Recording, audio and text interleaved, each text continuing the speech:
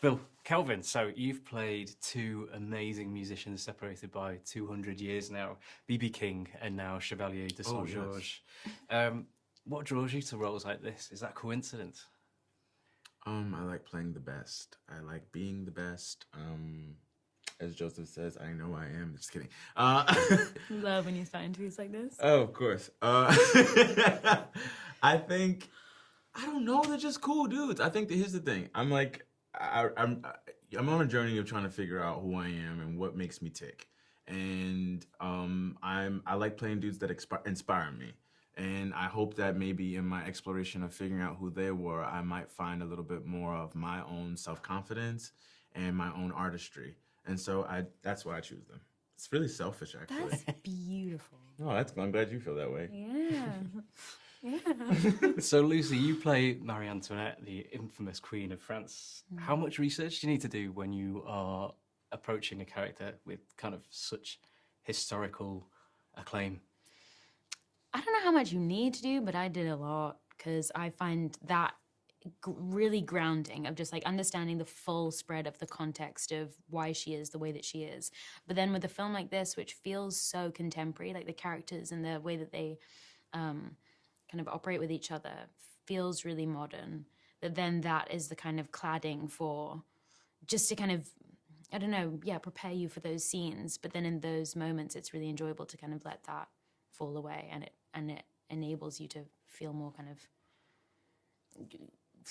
authentic in the characters in those moments. Does that affect your interpretation of her then?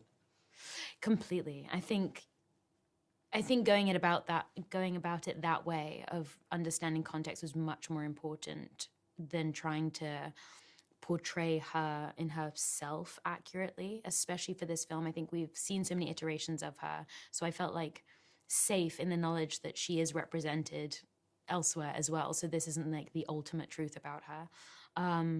And it was more important for the trajectory of this story and her kind of position on the chessboard in this film to go, context first, of understanding why she operates the way that she does, why she makes the decisions that she does, and give the audience access to that, especially because with this character in this film, we do see her reach this fork in the road, and she can go either way, and she goes down the road of like the ultimate villainy.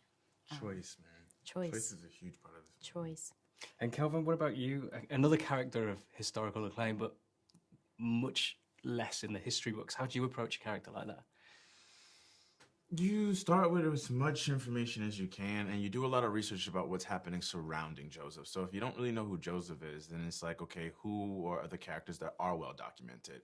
Who is Marie Antoinette? Who was the king? You know, what were the economics? What did trade look like? What were the laws? Who created the laws? Who enforced the laws? These things kind of help you go, well, all right, if I'm going to be, here are my circumstances, the son of a slave, in appearance, still a black man, you know, being supported by my father through whatever his personal reasons may be, deal with that relationship. And I have a dream. Oh gosh, Martin Luther King. Wrong film. Wrong film. Yeah. But I have aspirations for my life. Then you just kind of play that person, because that could be you, that could be me, that could be Lucy, that could be anybody in this room. And well, that can't necessarily be you because you don't have the circumstances, and it can't be you or I because I don't. Interesting, but you know what I mean. You know what I'm trying to say. You just play the person, dude. You just play the person, I guess. And did anything surprise either of you when you read the script? Yeah, I mean, sorry, just blank. Yeah, all of it, because it's so underdocumented. So to get such a vibrant sense of this character was really like such an education, and also just the reminder of like we've been delivered such a doctored version of this history because I've been taught about Versailles, I've been taught about Marie Antoinette and the King, and I have been taught nothing about the context of this film and the characters in it. And so it is again this reminder that it's like we've had this really myopic view of history and society portrayed to us as facts, and it's not. And so it was this constant reminder, even while doing this film as well, to just keep challenging history as it's been presented to us. Yeah, I find it amazing because now we're getting a fuller picture of what it was really actually like. Slowly, piece by piece and person by person, yeah. I wanted to ask you as well, Marie Antoinette, because she was a friend of Chevalier and even awarded him the title of Chevalier, and then she ends up betraying him. Is there any kind of contemporary resonance with that? Yeah, and I think that's the thing that really like struck me with the final scene where she confronts him, because that rhetoric, the dialogue that I was reading of hers, was rhetoric that we've heard a lot from in recent years, especially, I think. So it was interesting to try and understand the sequence of events that leads a person to operate most predominantly out of fear and this need to protect oneself. And actually, I think you become kind of like a cornered rat where you clutch to things and beliefs and systems that you actually weren't that in awe of previously. But now you're kind of devout in those areas and you're really kind of clutching to what you know in the world as you knew it for safety. And so, yeah, it was an insight into that, and also the lengths that people will go to in order to do that kind of self-serving protection. So it was, and also there's an element of that therefore was really disappointing when it's like you're breaking from this scene that is set in the 1700s and you have contemporary examples to draw from. So, Kelvin, you actually had to learn violin for this with Ronald. How was that process? Ronald is just really frustrating to work with. He's just kidding. I'm just kidding. Just let that He's sit. literally gonna just let that sit. He's gonna text me. He's just like, "You little, you ungrateful." Now, listen, it's hard. It was hard. He was very patient. I want to get there.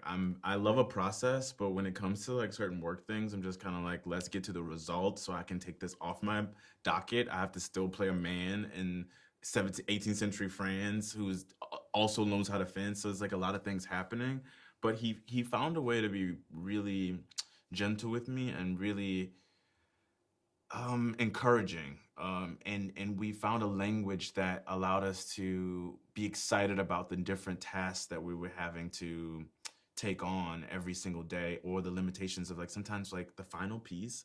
I think I got a week before shooting. I have a video actually of me playing it for the first time, and me and Ronald hit the floor dying laughing because the absurdity of it all, but also it was a testament to how far I came to be able to like sit there and play that piece after one lesson, you know? But it was hard. That was my ride or die. I told him every day, I was like, we are Joseph. There is no Joseph without Ronald. So there's no Joseph without everyone, that Stephanie, Stephen, we were all collectively Joseph. All my other violin teachers and my dad, I'll give him a shout out. He helped too. There's a moment in the film that I found, as a classical musician, I found really poignant. You play? Yes, I'm a bassoonist with the orchestra whoa. with Chineke. So I'll see you tonight as well.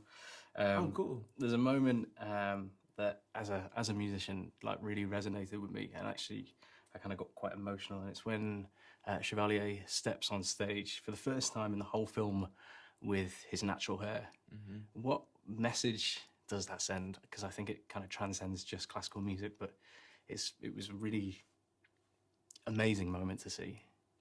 There's just a level of acceptance that he had in that moment that a lot of people are struggling to find. And I think what is so powerful to watch that, it's like he's like, I'm freeing myself of your expectations of me, your ideas of me, your limitations that you've placed on me. I don't subscribe to any of it anymore. I am my own person, and I have my own interests, and I have my own sense of identity, and I'm excited to see what that new chapter looks like. And it was the beginning of a shedding of sorts.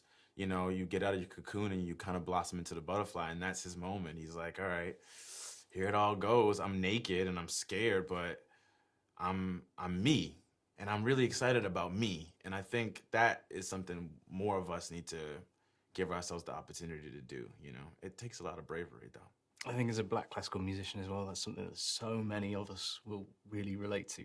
That moment where we can actually step onto stage and go, it's okay to be myself here. Did either of you have any proximity to classical music before this film? My dad's a classical music teacher. No, so I used to have to listen to a lot of people coming in and playing that stuff. I'm just kidding. No, but it was really cool. It was just really complicated. I just was like, whoa, there's a lot of notes.